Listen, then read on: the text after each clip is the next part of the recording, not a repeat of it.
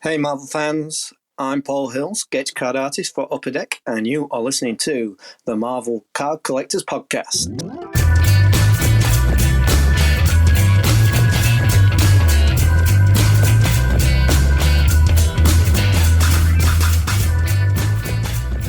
Hello everybody, my name is Ian Taylor and welcome to the Marvel Card Collectors Podcast. No one's already got his head in his hands, shaking his head. Nowhere, This is going so well. Anywhere. Yeah, brought to you by the Marvel Cards Fan Collective. Who are they? I hear you cry. They're an awesome community of card collectors and creators. You can find our two groups on Facebook, the details of which are at the end of this podcast, so come check us out. But make sure you answer those questions when you apply for membership, because loads of people don't. Anyway, with me as always is my co-pilot in all things Marvel cards. If only I could, I'd make a deal with God and I'd get him to swap places. I'd be running up that road. I'd be running up that hill. And I would be running after Norrin Rad, but I'll never catch him as his legs are longer than mine and I'm fat. So what are you going to do? There we go. Love it. Kate Bush. We've talked about Kate Bush before, haven't we? She's great, man. Yes. Are you do you think in a parallel universe, Norrin, you are the illegitimate love child of Fidel Castro Jr. and Kate Bush? Yeah. I mean, I think multiple realities. I'm the love child to many celebrity people, for sure. I'm just such a mixture of things. I think I can suit any celebrity couple. Good. All right. Well, I'm the legitimate love child of Windsor Davis and Thor Hurd, which will be a very English reference that I think our guest... but I totally know it. Yeah, I thought you would, yeah. There's a quite good joke that ends up with a punchline of Thor Hurd, but I can't remember what it is now. But Thor Hurd... And I'm not going to explain who Thor Hurd is. People can go to Google. Our guest, however, today is the illegitimate love child of David Bowie and Kate Bush, I'd like to think, for such is his talent, charm, and amazing good looks. Introduce yourself, sir. Who are you? I'm Paul Hill, sketch card artist extraordinaire for Upper Deck. You are indeed. How are you, Paul? Not too bad, thanks. Before we go too much further, I think I should say that in the Untouchables, there's a thing about bringing a gun to a knife fight, and then you take you know the bit. No, you know it. You've seen Untouchables. Yeah, of course, of course. Yeah. Paul has brought a Batman T-shirt and a Batman mug to a Marvel podcast, but that's okay, Paul. You're allowed to do that. We've already roasted him for it. I had to cause a stir. You had to cause a stir. You have got a rather nice Spider-Man glass, though. I have, yes. Yeah. I've also got the Venom one to go with it as well. Oh, very nice. Very nice. There we go. So, Paul, you're I guess my interesting thing with watching on the groups over the last year or so is your style and your work has kind of permeated now, and it's kind of a thing to pull one of your sketches. I really noticed it on Marvel Masterpieces 2020. How's that feel? Bit shocking, really, if I'm honest. Being a bit humble, you know. I never thought I never thought collectors would be interested in my stuff as much as what they are beginning to, I guess. Yeah, they absolutely are. They absolutely are. So how many sets have you done now? Oh God. Remember, this is not a trick question. Oh God, I've done. I started at 2017 with Marvel Premiere.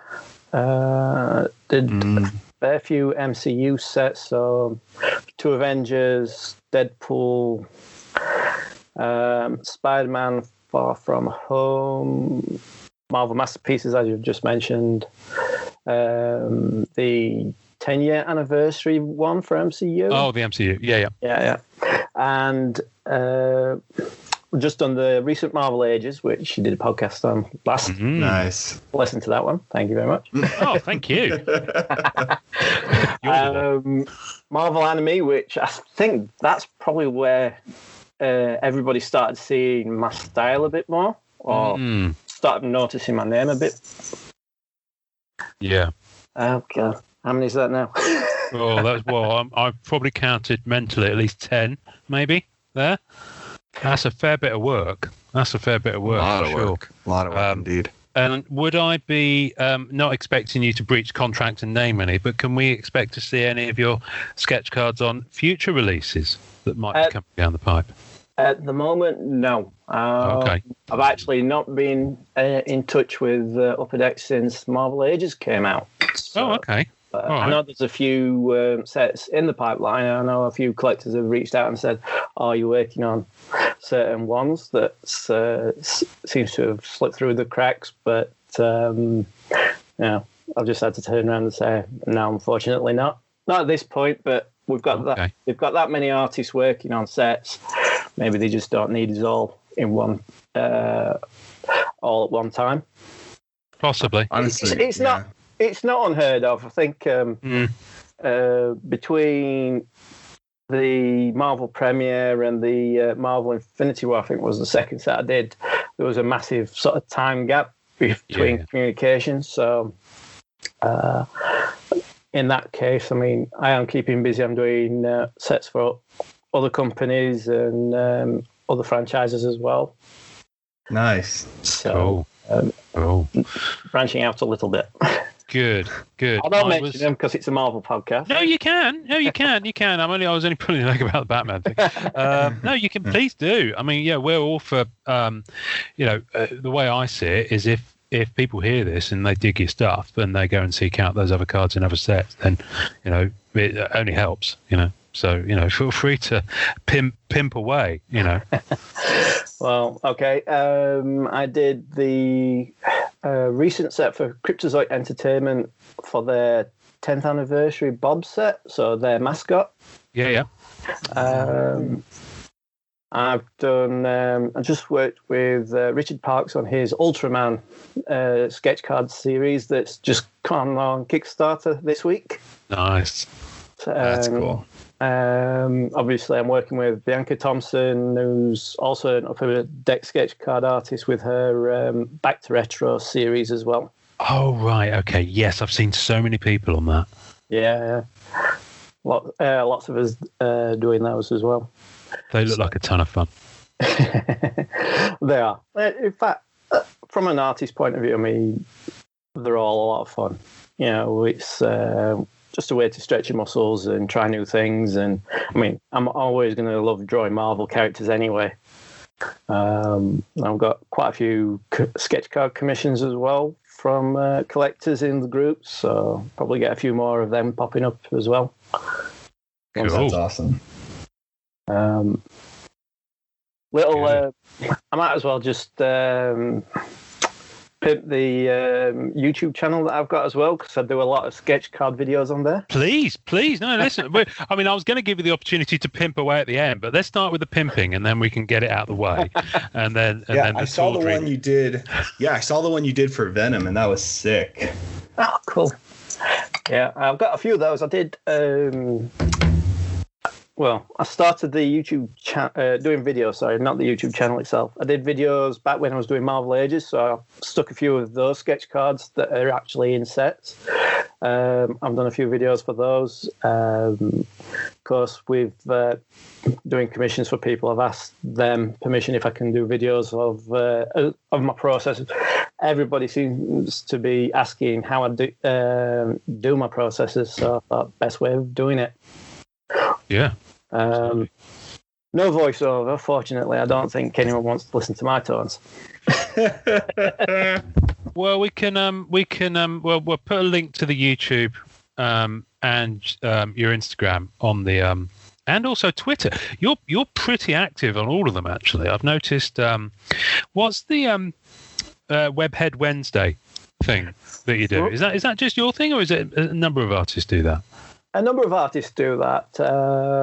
Me and Jason Montoya do it. Mm-hmm. Fellow sketch card artist mostly, but it's for anybody to join in. It was for me, it was just a way to, during COVID, to keep doing the digital art side that I'm learning. Gotcha. So it just gave me an excuse really to just at least do something once a week. And I was just thought, well, why not get other artists involved? I can promote their pages or their work at the same time, and a lot of some artists have actually turned around to me and said, I can't keep doing this every week. I'm like, that's fine. It's just a bit of fun. If you can do it, great. If you can't, it's fair enough. Just join in as and when you can. But that's how it started out for me mostly. Obviously, I'm a massive Spider-Man fan, so it kind of works out. Well, that's a relief, isn't it? Otherwise, you wouldn't be doing Webhead Wednesday. You'd be doing Deadpool Sundays or whatever it is. Or that doesn't even work, does it? Webhead Wednesdays works anyway. So, tell us. I want to know. I want to know a little bit more about you. So, whereabouts are you from? Because I hear it as a regional accent, but a lot of listeners will hear it just as an English accent. So whereabouts are you from? Sheffield. Yeah. Fine city. Pretty much Yorkshire lad through and through. Norrin's nodding. I don't think he understands that. No. Nothing. Ian very much wanted me in the dark for this one for comedic effect. I can hear the difference. Definitely can hear the difference. Which is just fascinating. Did you understand anything that Paul said in the last 10 minutes? Wait, we're not going to have a translator? I was waiting for the lines of dialogue on the screen. No, of course I can understand him. He speaks perfectly well, beautifully. He does. Yeah, there's some people around here where I live that have got stronger accents than I have, or stronger dialects, should I say. I went to university and ended up mixing with a mixed bag of English and foreign people, so it kind of got rid of that bit of a dialect, I think. I don't know. I barely noticed it, let's put it that way. No, I have an accent too. When I first got here, I'm originally from Miami, Florida, so I have Cuban, so I have Spanish accent. So when I came to the South in America, people were a little weary, because of the horrible racism in this country. But you know what I mean? So I eventually dropped the accent a little bit more. But so I totally understand what you mean by that. It's weird when you have that different exposure and then you kind of drop certain things. Yeah, for sure. Yeah. Ian still has a horrible accent, but we forget it, so whatever. Don't throw bloody spears at me, all right? I'm sorry, Michael. I'm sorry. Oh dear, it's a shocker. So I did, when you came back from university, did people that you'd grown up with just notice the subtle change and rip you for it? No. Because I know people who are from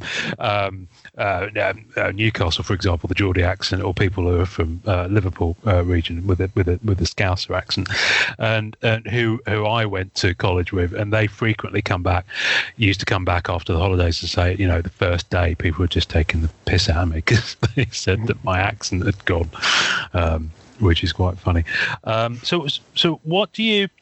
How long have you been doing the artwork? And I guess is it your kind of day job, or is it? I imagine you do something else for a living, right? Okay. Yeah, I've been drawing the artwork side of it since 2015. Okay. Of course, sketch cards since 2017. My normal day job is I'm in advertising as a designer. Oh, okay, cool. Nice. So, yes. I spend 9 to 5 in front of a computer putting adverts together. Yeah, okay, fair enough. Do you work for an agency? I do, yeah. Snap. There we go. So when I'm always curious to hear how people get started. So what was your kind of journey from starting to do your artwork, and then what made you kind of submit to a car company, or did they find you, or how did that happen? So, like I said, I started in 2015.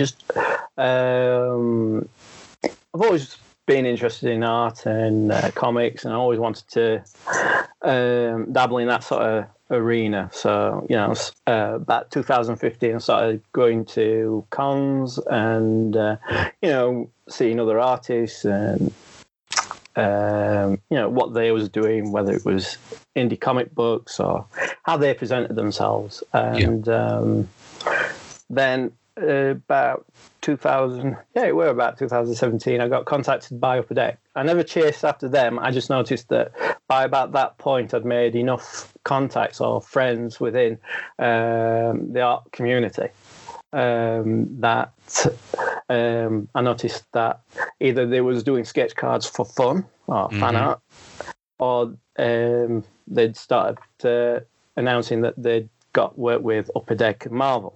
Gotcha, yeah. And at that point, I'm like, oh, that's pretty cool. I wonder, how do you get involved in that? And lo and behold, I just got a message from one of the contacts at Upper Deck through my art page on Facebook. You know, if you're interested, I've got this sketch card deal. Send us an email back. Of course, I jumped at the chance. Yeah.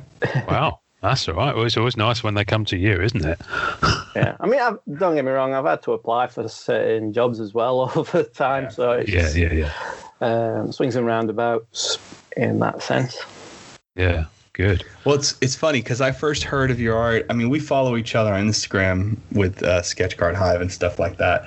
Yeah. And I remember you did a spot, and I had seen your stuff before, and I was like, man, this guy has like the cleanest lines. These are really nice looking, and I loved it. And I remember when people first started looking at your work, they were like, I don't think artists realize how much collectors appreciate different styles.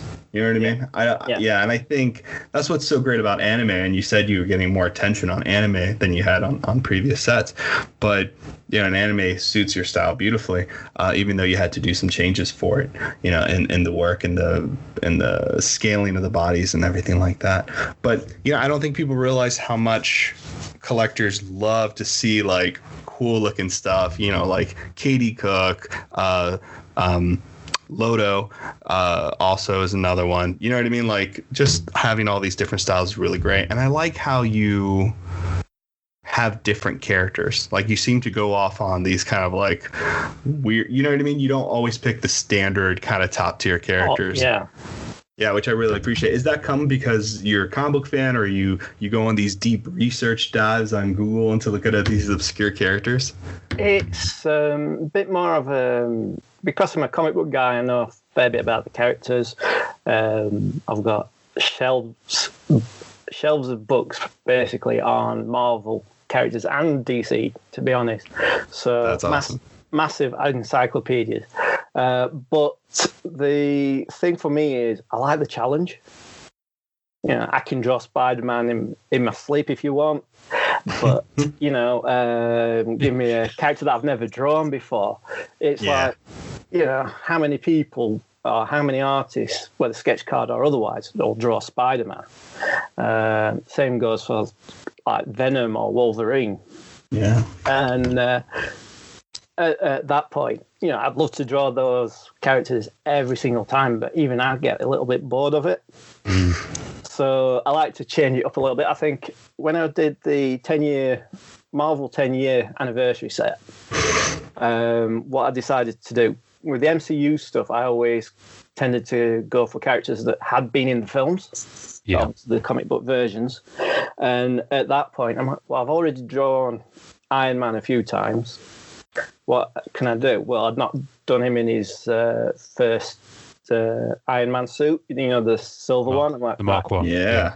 I'll do the Mark 1. And I did him, I think I did a few characters where I did two versions. Like, I think I did two versions of the Hulk, like the Gladiator Hulk from Planet Hulk, right? Is that what it is? Sorry? Yeah, Thor Ragnarok. That's right. Yeah, that's right. So, you know, it started the ball rolling that way. And like with the Marvel Ages set, I just went crazy and were like, you know, we don't see many Golden Age characters. So I did Miss America or the Wizard and the Destroyer. Yeah. You know, just it's all about having fun. End of the day, if it's not interesting to me, what's the point in doing it?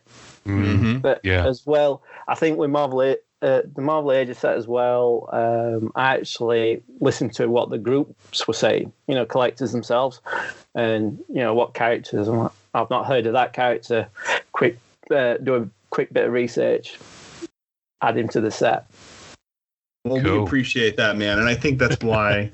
I think that's why the following kind of starts happening for a lot of artists. You know what I mean? Not only because you're giving us what we want, we're holding you hostage, but also, but I really like the different costume changes. You know what I mean? The obscure characters. I mean, it's funny how, pretty much word for word what you said is kind of like what Palumbo said for 2020, because Palumbo picked a lot of obscure characters too, and I do think that there is kind of a trend to pick characters that are off the beaten road.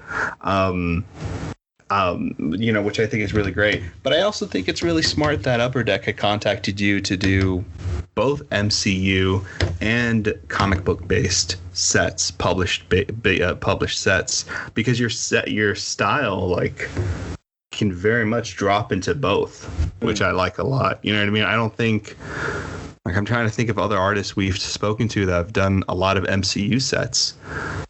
Ian, that I'm not sure. Dre. Well, yeah, Dre, for sure. But it's interesting. I think some sets, some artists do both. The thing is with the MCU sets is, of course, they don't necessarily quite. In fact, my understanding is they kind of actively steer you away from photo likeness stuff and things like that, unlike the Topps Star Wars side of things. So I think you can do a lot of publishing characters in the MCU cards. One of my things is if I can get an MCU card set with a Black Cat on, then I'm actually quite happy, because she's not. I've got like one from Thor. Black Cat wasn't in Thor. She's nothing to do with Thor as a character or storyline, either historically or in the movies. So, but it is quite a funny thing. But that must be quite. It must be quite nice to have the freedom to do that. I mean, how would you? What I find interesting. I mean, how would you describe your style? Because we'll put up visuals, but say again, because I was speaking. Cartooning. No, it's all right. Cartooning is pretty much what my style is. I take a lot of what I learned was from artists like Bruce Timm, who did Batman the Animated Series back in the 90s. That was my overdrive into learning how to draw superheroes. So everything came from that sort of decade. So, you got a lot of the Marvel animated shows as well at the same time. Mm-hmm. So my style sort of fitted that quite well. And it went till mid to late 90s that I started reading the Marvel comics. So my gateway to Marvel was actually the cartoons in my childhood. Yeah, man. Those cartoons are great, man. I mean, they're phenomenal. Night of the Sentinels, every X-Men type of thing. Fantastic Four. You got Spider-Man, which was always great, man. You had all those random villains coming in through the episodes and everything. Yeah, well, I saw your Batman on your wall, and they were, had a lot of Bruce Timm. You know what I mean? Like, I saw a lot of your pieces where it had the straight edge lines and the body proportions read very Bruce Timm. But I really like your contribution to the style, you know what I mean, and how it's worked. Like, for me, I can see your Wolverine, and your Wolverine's very distinct. You know what I mean? It does have that kind of cartoon Bruce Timm, but it's very different from what I would see Bruce Timm do, and I love that. You know what I mean? I think that's really awesome. And time well spent, man. I mean, the craft is really growing. It's looking really wonderful. Really great stuff. Thank you very much. Oh, I'm sorry, I'm chuckling. I've just found... I'm scrolling through your Instagram, and I've just found your Dwayne Dibley. Red Dwarf. Love it. For those not familiar with Red Dwarf, go to Google and then come back and then resume listening to this podcast. What I love about it is it reminds me... this might be about the time that you maybe started getting into the books. In the mid-late 90s, there was a month of Spider-Man titles where it was polybagged. And inside you got an animation cell from the new animated Spider-Man series that was just about to start. I think they were I think they were made to be inserted. I don't think they were the actual ones that they used. And I can really see the kind of roots of your style in that, and obviously the Batman series that you mentioned. Do you know the inserts that I mean, Paul? Did you ever? I never saw them. for me, the only comics that I had access to was the UK reprints, the Astonishing Spider-Man, Essential X-Men books. That's it. Yeah. So the only time I actually got an official Marvel comic was very rare, and I never got like a full series, full storyline. It'd probably be odd issue here and there. Yeah. I do remember one of the comics that I bought was advertising for a child actress for a part in the Spider-Man cartoon in the 90s. Oh, really? Yes. That's hilarious. Did you go for it? No. Not for me. No. I wasn't expecting a serious answer to that question, but we got one anyway. So what's the I'm there's so much on your feed. That's what I love about it. There's so much like variation there. The horror stuff it makes me chuckle slightly because your Pinhead from Hellraiser is in your style. It just becomes a different type of sinister. Does that kind of make sense? Different type kind of sinister. It's kind of cuddly, but also he'd f*** you up if you got too close to him. Chibi version of it. So what's your, aside from the Marvel stuff, when you get into the retro sets, for example, what? Yeah, I mean, we've seen Red Dwarf. Where does your mind go with it? Is it kind of you always go to a certain place in terms of the stuff outside Marvel, or is it? Childhood's definitely the place I always end up going. I grew up with Red Dwarf as a teen, young lad, not quite a teenager in '88. But I remember a lot of TV like. I'll just pimp one of Bianca's latest sets. We're doing one for Heroic Age. And I concentrated a lot on Saturday afternoon TV. Nice. You might understand it more. Like, so you've got like A-Team, there was Airwolf, there's obviously the 70s Incredible Hulk. Yeah. A lot of programs like that. There was one, Robin of Sherwood. Oh, yes. And, Masters of the Universe film. So, I always tend to lean towards my childhood and what sort of like I was interested in as a kid. I guess what I'm still into today. Like we all are. Yeah, big kid. Because a lot of those. So this is an interesting one because it sounds to me like you're probably a little bit younger than me, but we're not too dissimilar in terms of age. I said a little bit younger. You're a lot younger than me, probably. But a lot of the shows that came out of America onto UK TV would often go on, especially BBC One, they'd go on early evening. You'd often have a couple of action series. The A-Team was definitely Saturday afternoon on ITV. About 3:00, something like that. Something between 2 and 3, I think. And then BBC would have things like. Please tell me that you saw Manimal, which was only lasted one season. Brilliant. I'm going to say no. Oh, I used to love it. It was Simon McCorkindale, and I think he could turn himself into either an eagle or. I can't remember what it was now. It was brilliant. I've never seen it since. And it's probably one of those things that won't hold up. And if I ever saw it now, I'd be like, oh, my God, this is terrible. No wonder they cancelled it after one season. But for some reason, it maintains this pedestal spot in my memory. I can completely get with the nostalgia of that. Have you ever snuck any Blake 7 in there? Were you a Blake 7? I'm not, no. I don't know if I was too young or too old for that one. No, I think it might be a bit before your time, actually. Could have been, yeah. Yeah, okay. Do you have any clue what I'm talking about when I say Blake 7?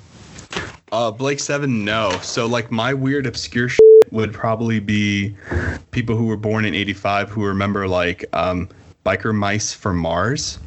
I don't know if you guys knew that one. Yep. That's old school. There was one with sharks, and I remember those. Street Shark. Thank you. Street Sharks. So those are the more obscure like animation ones. And then I grew up on. So we didn't have afternoon stuff. So I was watching a lot of movies when I was a kid, because my dad would like bring Laserdisc home. So that was our afternoons. But like, so the time that I was like stuck on the television was either Saturday morning with all the I remember, oh my God, it's the guys who could change into animals, Animorphs. Remember Animorph? Well, you guys, that's yes. Okay, that's one of those types of things. But like I grew up on Nick at Night and all that kind of stuff too. So yeah, very much Nicktoon kind of kid. Because Thundercats was huge over here. Yeah. See, I was born in 85. That's probably the generation before in terms of the stuff. So like the generation before me was Transformers and Thundercats. And He-Man. And probably Power Rangers. I just missed Power Rangers, or I wasn't into it too hard. I remember the Ooze movie. Was that a cartoon as well, didn't it? Oh yeah, Beast Wars. Yeah. I do remember Beast Wars. I don't know if you guys remember that. That's old school shit. Beast Wars, yeah. Beast Wars. I liked Beast Wars. I don't know why. This is great. It got me. I can see Paul mentally jotting down ideas for his... You've probably done all these already. I just haven't found them on your Instagram. Well, he did. You did Ash from Evil Dead. Major props. And you do a mean gremlin. Like, I love your gremlins, man. That's awesome. Oh, they were fun. The gremlin one was fun. Especially they look cool. Christmas one for the carol singing. Yes. That's what I'm looking at. I love it. Oh man, it's classic. Yeah, no, it's good. I love that. So, what's your? I guess for me, I'm looking for all your stuff. What's your Marvel or non-Marvel? What's your favorite deep cut that you've done? And you were like, well, I'm not sure about that. I'm kind of putting this in there for me, but people have got it and absolutely run with it, and you've seen someone actually rejoice. And is there any moments like that you can think of where you've seen someone pull one of your cards and be like, this is such a deep cut, but I love it? Oh God. Spot, obviously. Spot was had one. Spot was. I remembered listening to the podcast, one of the earlier episodes on the podcast, and Noreen saying that it was collecting Spot. That was just before I was doing Spider-Man, and I thought, right, I'm sneaking that one in. Spider-Man villain had to be snuck in. I did Black Cat as well, especially for MM20. So I'm listening to you guys, and I'm like, right, just because I'm looking at you guys and your collectors and your fans. Not saying you like my style, but No, but it's fun. It's fun to do. I love it, man. At the end of the day, and that's what I'm looking at. Oh, I've just seen your Dick Dastardly, and that's not Dick you. Dastardly. That sounds familiar. Yeah, Dastardly. It's not turned into one of those kind of Skype calls. No, Dastardly and Muttley. We've got Count Duckula going on. Sorry, I'm just scrolling through your Instagram. Oh yes, I see it. Oh man, there we go. Muttley's Dastardly and Muttley. Dastardly and Muttley is brilliant. I need to get my daughter into Dastardly and Muttley. She'd love it. Tick. Is it actually on any UK channel at the moment, either on demand or? They redid the Wacky Races a while back. Redid? Yes. Wow. From the original.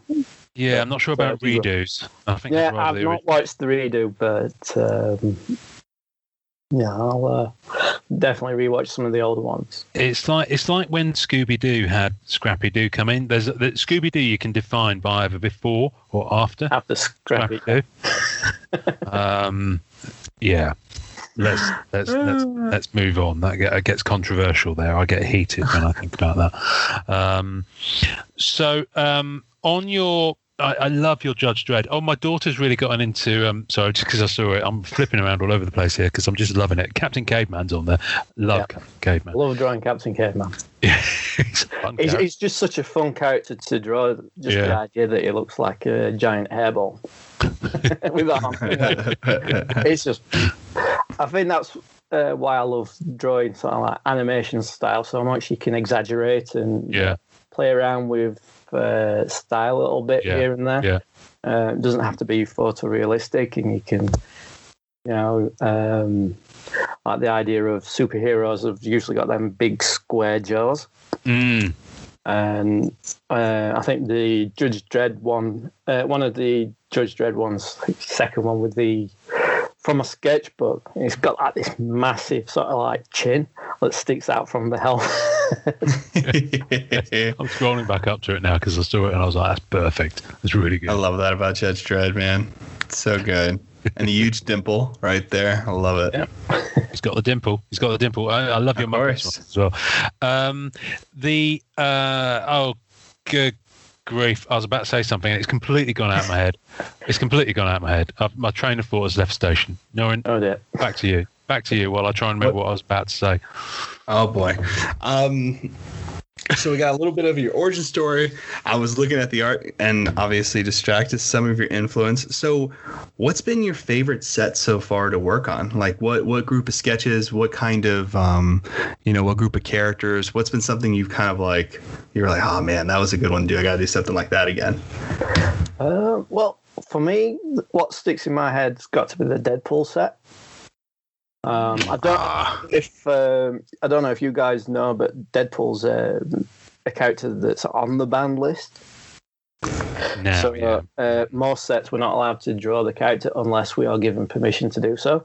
So interesting. When I did that set, I'd done 2 sets prior to that, and when I did Deadpool, that kind of set my style for sketch cards in a whole new direction.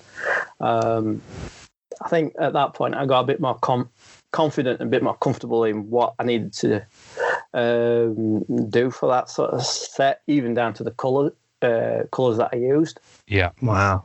And it's just like, I don't know much beyond Deadpool himself. I don't know much about his universe. And like I said, with the MCU stuff, I picked characters that were in the MCU, comic book versions of them characters.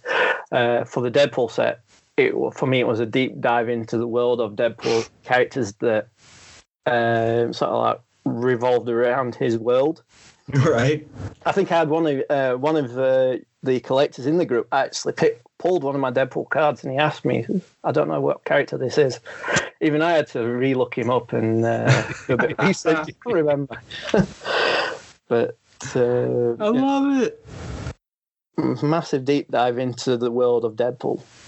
I mean, Deadpool has like super obscure characters. I mean, he's not really a character that has like a huge universe behind him. Like they've had to insert one, you know what I mean? And he's so wacky and fourth wall breaking and crude and all this great stuff that, they've had to just throw so many characters in there to kind of define that look and tone of that universe. It's like similar to like Suicide Squad. You know what I mean? Like they're doing that movie now and they've just brought all these kind of characters out to try to give that world some kind of character and stuff like that. And, because everybody remembers Deadpool from X-Men. You know what I mean? Deadpool and X-Men is very different pre-movies.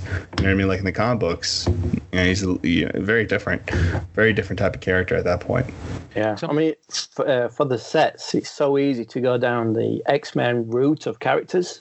Because there is such a diverse number of characters, and they've got such a diverse power set as well, so you can do just about anything with them. Whereas, like Spider-Man, obviously, it's more animal-themed characters, if you want. Whether it's cats, octopuses, or I'm going to say something really silly. That's so true. I'm today years old where I realised that was the connectivity tissue in all the different Spider-Man characters. I just imagine Ian's brain being filled with Rhino, Dr. Octopus, seriously, I've Kraven. Just realised that right now. Puma, cat, Aunt May. Okay, maybe not an animal, but well, it's I'm sure. Go Aunt May. Uncle Ben. I think it was probably a relief when that burglar knocked him off. Anyway, I'm so tired. Yeah, I'm so done. She's worn me out. She's worn me out, boys. Oh man, that's funny. That's really funny. Wow. I'm sorry, I'm still reeling. That revelation is blown. I can't believe something so patently obvious, and I've only just spotted it. Well, because that's the Sinister Six, right? Isn't that right? All of them are animals. All but Mysterio, I believe. Yeah, I just thought it was six bad guys. I never thought it was animal related. Oh, and Electro. I just thought it was quite handy. Electro, that's right. It's Electro and Mysterio who's in there. That's what I was forgetting. I mean, a couple. One of them's a bird. Yeah, Vulture. Yeah. There is. There is somewhere on Masterpieces 20, and I think it might have popped up, but there is a sketch card of me as Vulture that someone did, which I should probably track down. Sorry. No, I just went on to Upper Deck, EPAC, and I'm looking. I typed in Paul Hill, and the number of sketches that came up, the number of sets that came up. First of all, is I'm still scrolling, but there are 14 of your Deadpool ones currently on EPAC, which is quite a high number. But I think Deadpool's had a recent run because it's getting close to selling out, so a lot of sketches have popped up. So you got people like Gwenpool, which is an obvious that's a great one. But then there's some on here I'm looking at. It's like, who is that? I mean, you can't see what I'm seeing. So there's no point in me asking you because we're not sharing screen. But it literally is. It's like they're crazy looking characters as well. There's a guy whose head is like a bell. Oh, Dr. Bong. Oh, is that Dr. Bong? That's Kevin Letty's character. Dr. Bong. So not a character I'm familiar with at all. That makes perfect sense. Dr. Bong. Of course. Wow. Like I said, deep dive. I love it. No, you have no idea how much like my friend Kevin Letty. Well, Kevin number 1, right? No, Kevin Jack's number 1. Kevin 2. So Kevin 2. Yeah. Kevin 2 is a huge fan. Where was that? What set was that? Deadpool? Deadpool. Yeah. All right, I'm going to have to help him. You're going to have to hit him up. Yeah, definitely. Yeah, because he's going to flip out, Paul. I've no idea who the packer is who's got them, but I'm looking at your Taskmaster. Brilliant. I love it. Because you've just got the way you've got his cowl, and there's blackness there, and you can just see his eyes coming out of it. It's wonderful. I love it. Paul's like, I did that 3 years ago. I haven't got a clue what you're talking about. I'm sure maybe you do. I probably redid him again in Marvel Masterpieces as well. Yeah, potentially. I mean, I did quite a few on that set. So, how many did you do on Masterpieces 20? Because I know some people did like 150 or crazy numbers like that. 120. 120. Oh, yeah. Damn, Paul. Beast. I was doing a few sets on top of that as well at the same time. And that was that kind of just after lockdown started? Yeah, pretty much. So I had a bit more free time to get through them as well. Yeah, okay. You obviously your style is very different to someone else. I'm just going to pull someone out of my head, for example, like an Ash Gonzalez or Fred Ian, or someone who does very realistic, painted cards. And I would imagine because I'm not an artist, I don't draw Spider-Man in my sleep as you can do. Otherwise, my wife would wake up and she'd be like, "Why have you drawn Spider-Man on my face again?" Again, yeah, exactly. I said it could have been worse. Could have been Dr. Octopus. Do you? How long does it take you to do your sketch cards? Because there's I guess there's an innate assumption in that question that they're quite quick because of the style, but I don't know if that's necessarily true. So I've never really timed on how long it takes me to do an individual sketch card. What I tend to do is when I actually started doing Premiere in 2017, I was talking to other artists that had actually done sets prior to me, and getting as many tips and advice. And the biggest tip I got for that was try and do 10 cards a week, start to finish. Wow. So what I tended to do was I'd pencil 10 cards up, then I'd ink the 10, then I'd colour them all in, all within 7 days. Because obviously I'm in the UK and not US, I've got to then allow for shipping as well. Yeah. So my deadline target is usually try and get it done a week before the deadline so that I've got enough time to get them back over to Upper Deck as well. So it's a lot of late nights. Yeah, I bet. Have you found you've gotten faster as you've gone on? Oh, definitely, yeah. I've also from Premiere to when I said Deadpool and Deadpool onwards for me were, like I said, I got a lot more comfortable. I've changed how that I set up characters. Obviously, you can do head and shoulder shots. You can do half or full body shots if you're daring enough. But obviously, time constraints cause you to sort of like be as quick or as efficient as possible. Yeah. As time's gone on, I've got a lot quicker and I've got a bit more experimental as well. So it does help a lot. But, as you guys have got a collectors community, we've got an artist community, and it's always good to hit up fellow artists and get either brainstorm or share ideas, even share work as well, just to get an idea if you're on the right track, or is this character on the ban list, or can I get away with certain aspects? Obviously, there's a lot of rules with doing sketch cards, but you can still have a lot of fun with it as well. Yeah.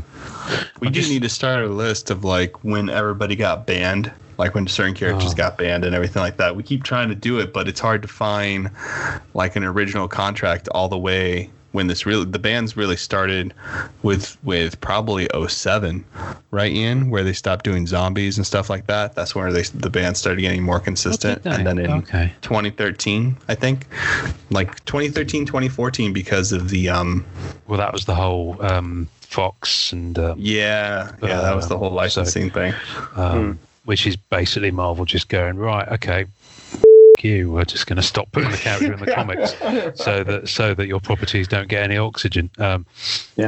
Which strikes me as a it's also slightly kind of like, I'm going to take my ball and I'm going to go home and not play now kind of so you can view it that way as well.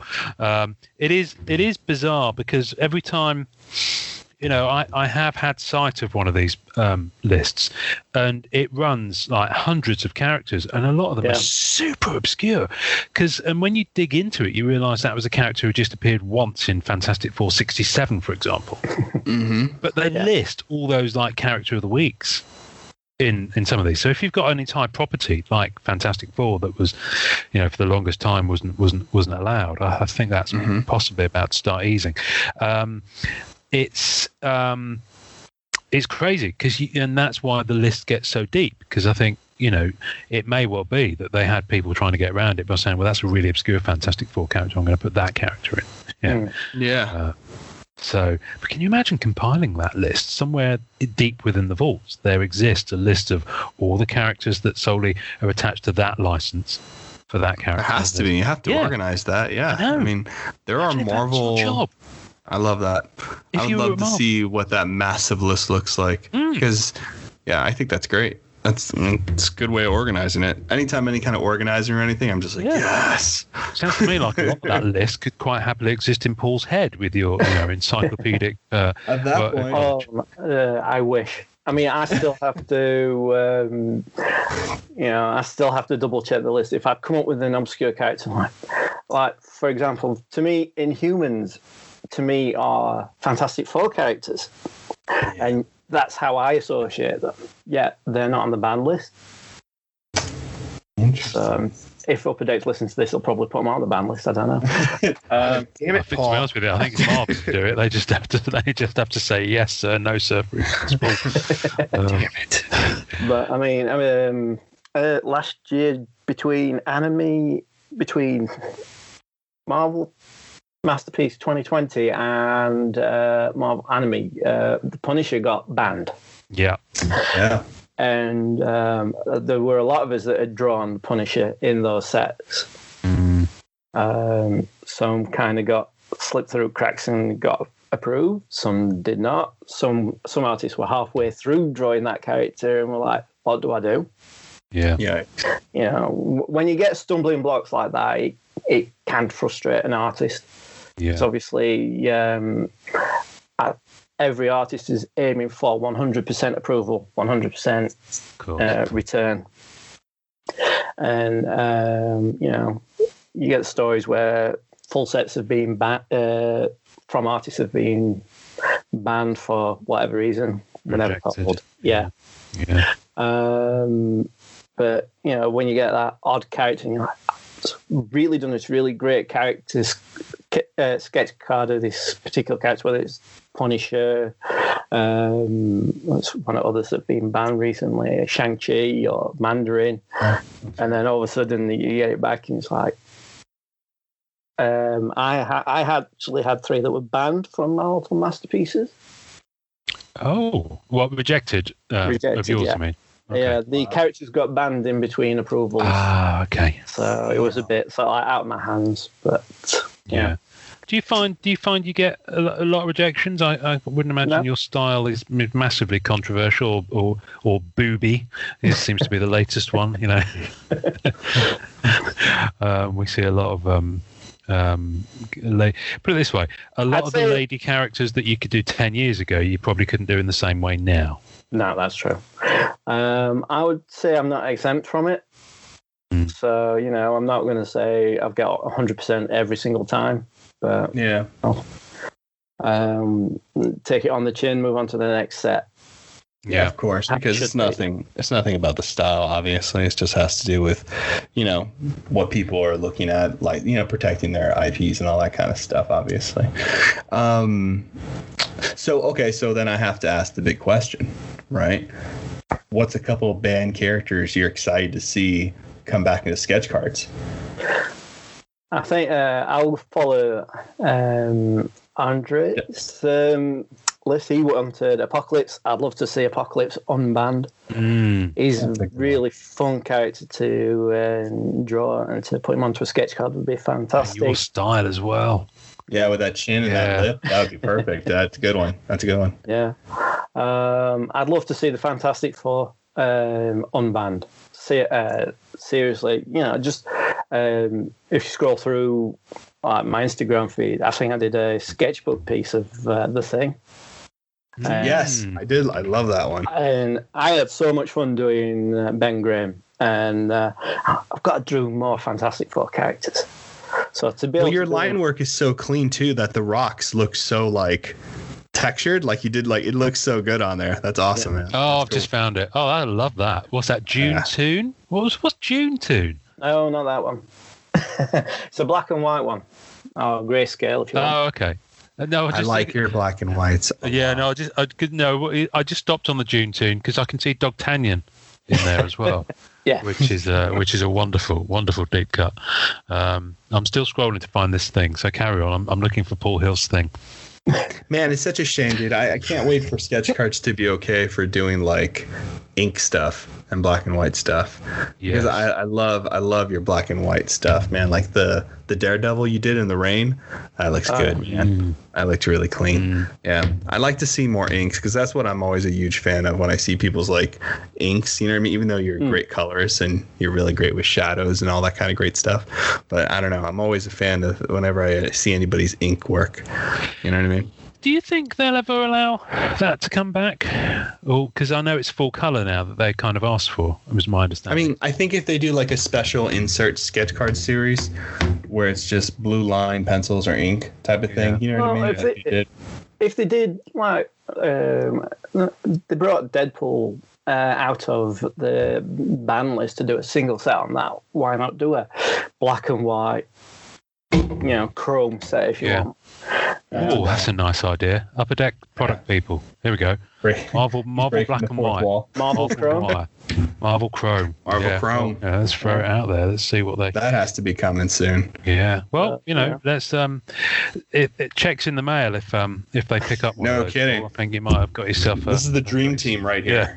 This is where all the ideas come from. Yeah, we're the house of ideas, folks. You get Marvel. That's exactly it. I've just suddenly realised in scrolling down your feed why you were aware of the spot stuff is because we've used your intro on the podcast, and the first one was episode 33, which was Spot Quest, of course. Spot Quest. So that's how that's connected, because your intro was on that episode. It all makes sense now. All makes perfect sense. It's all perfectly connected.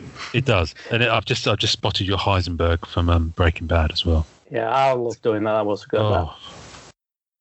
Oh, that's good. I love it.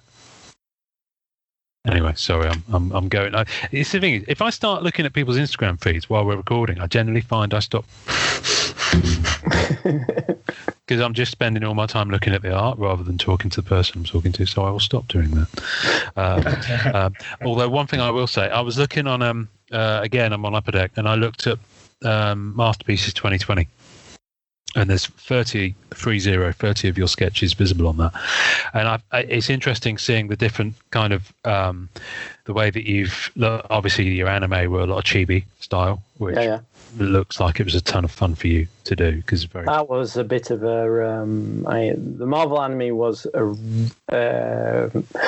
Upper Deck had actually asked for a sort of like a Japanese anime style. Yeah. Chibi was obviously one of the criteria that you could fall under, and up until that point, I never even thought to do it. Whoa! So what happened for me was I had obviously you got your deadline to do this. I think I did 40 cards for that set, so I had to quickly come up with well, I can't do Japanese anime. I'm not well versed in it.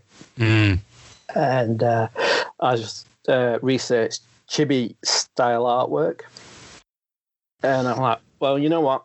I could easily sort of like translate that into a Marvel character, and it took a few cards for me to sort of like get a sort of style going, and then all of a sudden I was off the starting block, and I think a lot of people was a bit surprised at how quickly. I mean, that set. Not mine particularly, but the whole, what everybody did, how popular that had become. Yeah. I don't think I don't think in the artist community we were expecting as bigger. Go on. Words have escaped me.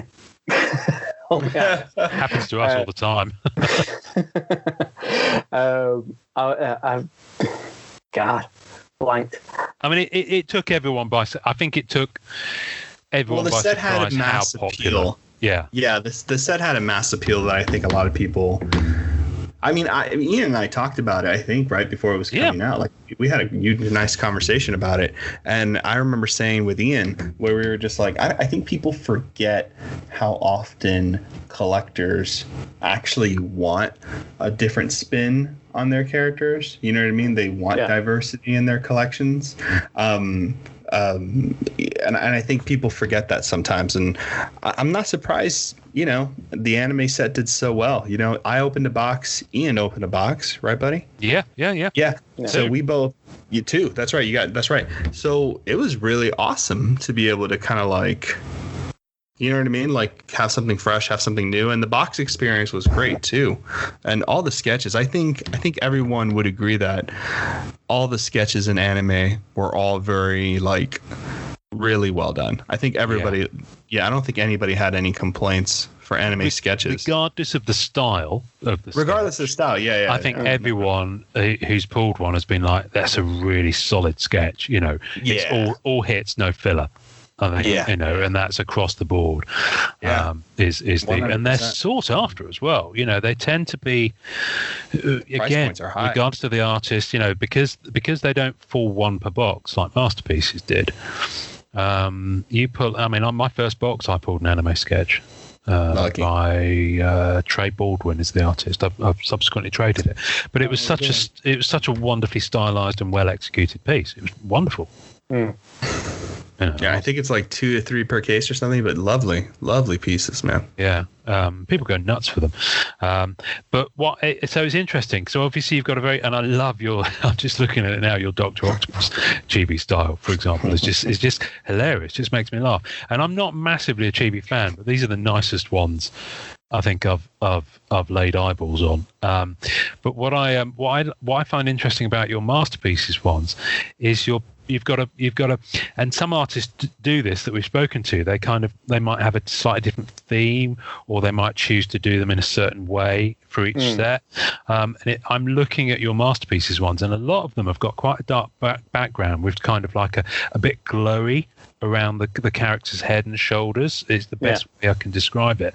And so is that part of your approach when you sit down and think, okay, well, I've got time, I've got to think about my time, I've got to plan that in, so I might need to do Head and Shoulders for this set because I've got X amount of time. Do you then, as some artists do, tend to do like a little, like almost for your own pleasure, like an insert set or things like that you might want to do, where you make, just visually, or just like Dre, for example, the other week did one that had all kind of classic first appearances with kind of a gold disc behind them, and some artists do different things like that. Well, if you ever put all my Masterpiece sketch cards together, you'd probably see the main theme was 90s. Ah, okay. There's a lot of X Factor 90s costume characters. There's a lot of characters in there that were from the 90s. I did a 90s Vulture, where he's the younger version. Oh, wow. Oh, okay. Sick. Nice. So, I mean, for me, for that set, that was the sort of direction I took. Yeah. As for sort of like the backgrounds and the characters, all I tend to concentrate on is putting the character on the card first. Yeah. If it's something that's going to be a bit more complex, like, for example, if I'm doing Spider-Man, even Vulture sometimes, because obviously Vulture's a flying character, Falcon as well. I'll look at sort of like, how can I put an interesting angle into the card? Yeah. Sometimes the set logo tends to sort of like cause problems with that. Not always, but you can work around it. Like from fellow artist Gordon Wills, Yes. he started doing them the characters at angles, so you weren't looking at like a photographic portrait of them straight on. So they might come in from the corner or from the side or upside down. That kind of, when it's something a bit more tricky in that respect, sometimes I will sort of like do a few quick practice sketches beforehand, and then it'd be like, right, how can I fit that onto a card? And I might just improve on it as it goes from rough sketch to finished sketch.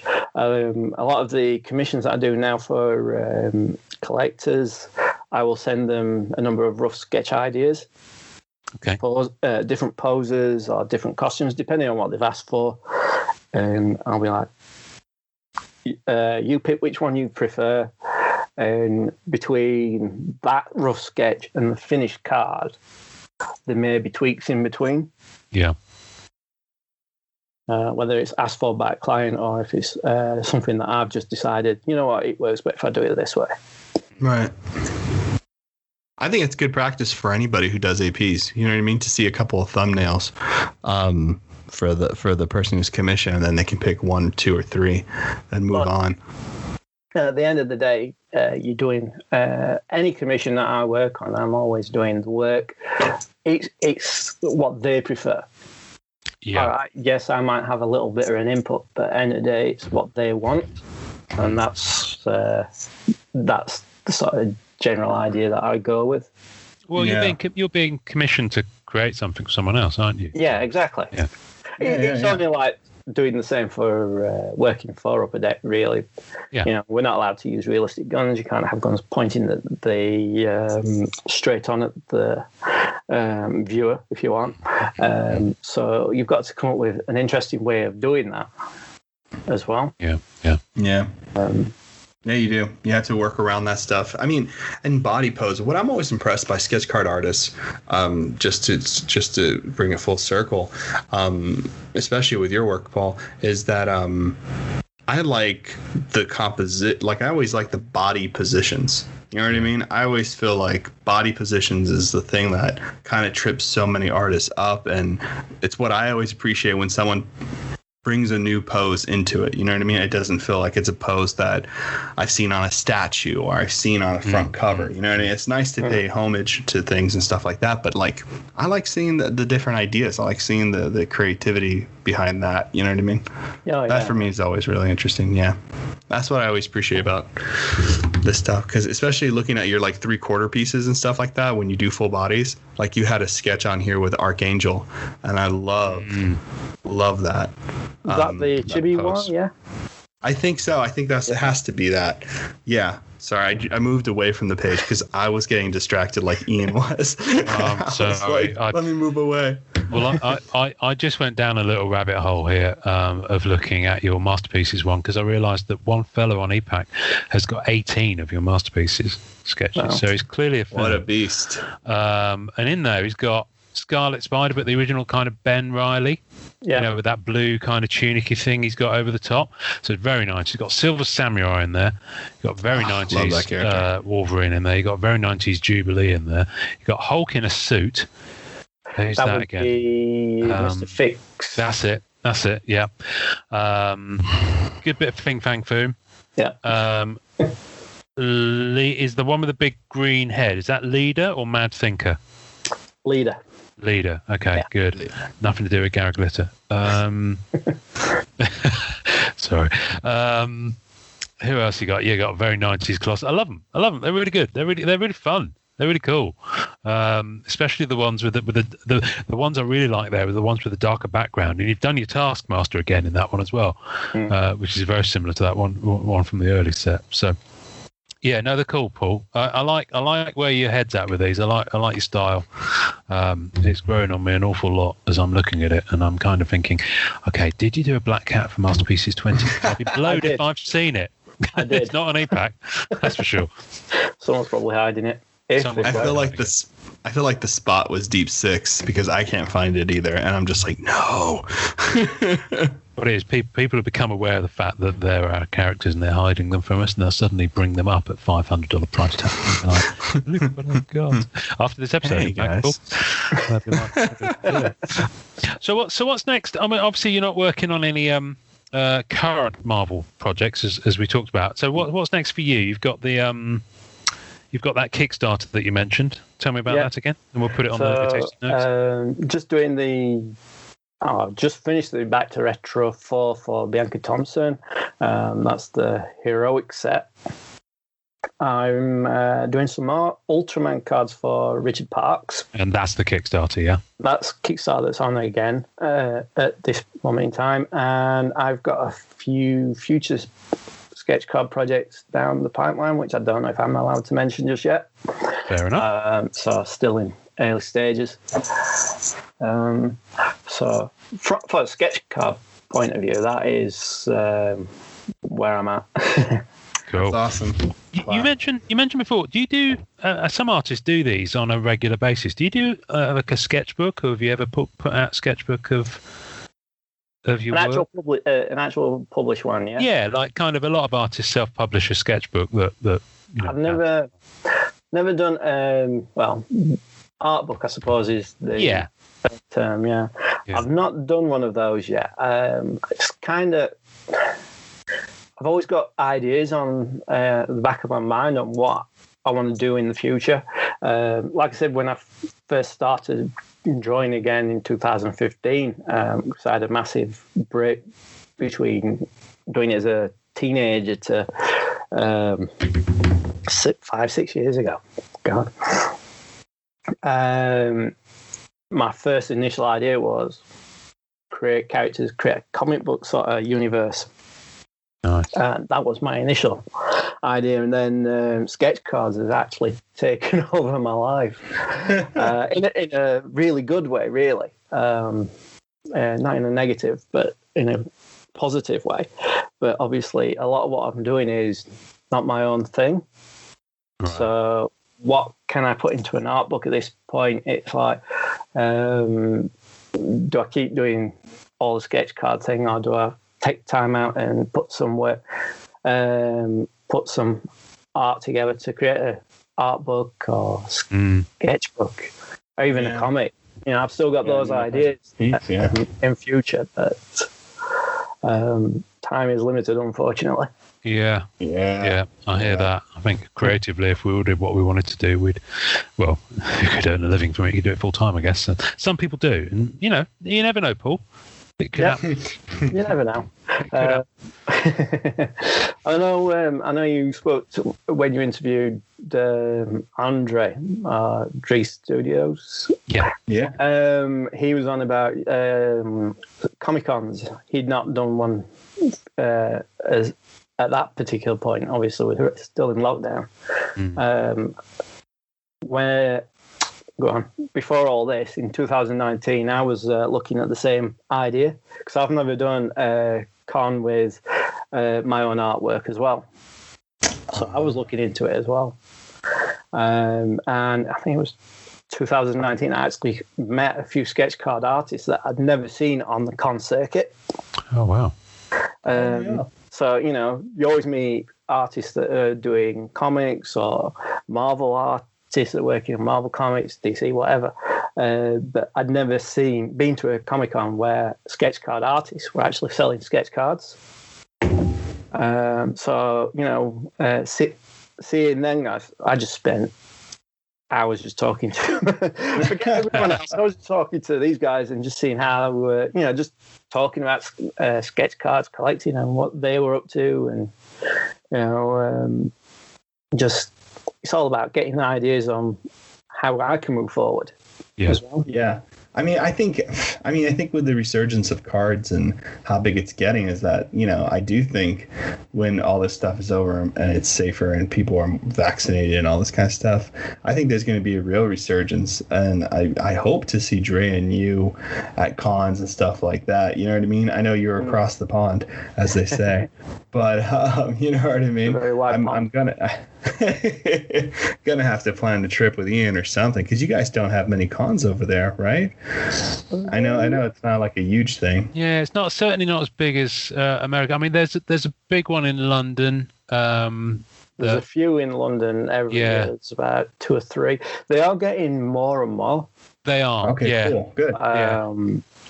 From what I understand, licensing is becoming an issue over here. So, like, fan art is almost a big no-no in a lot of UK Comic-Cons, from what I'm understanding anyway. So, you know, we have to, obviously, if you're a licensed vendor, sketch card artist should be okay, because obviously selling those kind, you know, you're representing Upper Deck. Yeah. I think what we're going to have to do is start like a Kickstarter and get one of those big freight ships and get like shipping containers and just go over to you guys, pick you all up, come over here. We'll have like a giant con. And I mean, I'm sure we can buy you plane tickets and that'd be the safer bet. But I mean, that doesn't sound as fun. Well, yeah, well, 4 weeks in a cargo hold, especially if you go through the Suez Canal, you get stuck and you stay there. See, Ian's already the map. Yeah. Who needs Google at this point? I'm already working it out. I mean, the Suez Canal will take you in the wrong direction, dear. We're not going the Silk Road. But you brought it up. I'm just saying, if we end up in the Caribbean or somewhere, I'm fine. We're just hanging out. But Caribbean. Plenty of sun. Let's go. Plenty of sun. It'd be great. Let's all go to the Caribbean. Let's do that. Let's just forget all this card bollocks and go to the Caribbean. Yeah, it's not great for paper, but who gives a right? I say let's just do it. Yeah. All this card bollocks. One thing I do before we sign off, because I know you need to get back to your fam and enjoy your Sunday. One thing I have spotted is that there's usually quite a lot of Comic-Cons, actual comic shows around like Leeds, which is close to Sheffield, and you know, I've noticed there is a little there is a company that do them around kind of Liverpool, Manchester, you know, on that northern kind of part of the UK. So it's not all in London, the stuff, but there used to be a Collector Mania in Milton Keynes and Birmingham. I don't know if that still goes or if it's under a different name now. But yeah, there's been a number of different shows over the years. But just nothing that I've been able to get. I mean, there's a very local one in Norwich called Norcon. Wow. And obviously it didn't happen last year, and I think it was in its like 8th year, and it's tiny. It's in an agricultural shed, you know, somewhere on the outside. Bring the show over there, make it big, and bring a bunch of artists. But that's the interesting thing. When I went there, I think there were only maybe 2 comic dealers, and the rest of it was kind of like, you know, there's some signers. And I met Tim Russ, who played Tuvok from Star Trek Voyager. He was the big guest the other year, so I met him and had my photo taken with him. He was He's a grumpy so-and-so. Anyway, and that was the one I saw Jeremy Bulloch, one of his final shows as well. Oh wow! But touching on that was the first and only time I've ever seen a sketch card artist at a con, and it's a guy. He's not on Marvel Cards. He's a young guy called Jay Manchand, I think his name is, and he does Star Wars. I've met him. Yeah, lovely guy, super talented, really, really big on the Star Wars sets. Noah, you've probably seen some of his stuff. I'm sure at this point. Adventures into Star Wars cards. He's got a really unique style. Yeah. When I spoke to him, it was I can't remember where it was. Wales Con. I went to Wales Con, and he was there, and he was one of the artists I actually got to talk to, and God, his style is just amazing. Wow. He works in acrylic as well, which, considering the size of the cards and the detail, you wouldn't even think it was acrylic. Yeah. I've seen the stuff because I remember talking to him, and when I met him, the group had been only going for about 4 or 5 months at that point. The podcast hadn't started, and I remember talking to him and talking about Black Hat and showing him some stuff on my phone, and we kind of connected a little bit, but yeah, I remember at the time seeing what he had with him then and the samples he had then, just the stuff I see him posting now, and it's just like, you can see, he's a really good young talent. So, Greg, if you're listening, Rebel Base Card, get Jay Manchand on your podcast, because he does a lot of Star Wars stuff. Anyway, much as I love blowing smoke up another artist's backside, Paul, this is all about you. So, thank you for making time out of your Sunday. No trouble. Has this been a painless experience for you? Do you feel very painless? Relieved? You want to shake it out? Shake it out there. Come on, shake it out. We appreciate you having you being here, brother. This has been awesome, man. It's been good fun. Thanks. This has been good. Thank you. So we will put all the places you can find Paul on the tasting notes, so that's his YouTube, that's his Instagram, his Facebook page, his Twitter machine, and his home address. So you can find all of that on the tasting notes this week's show.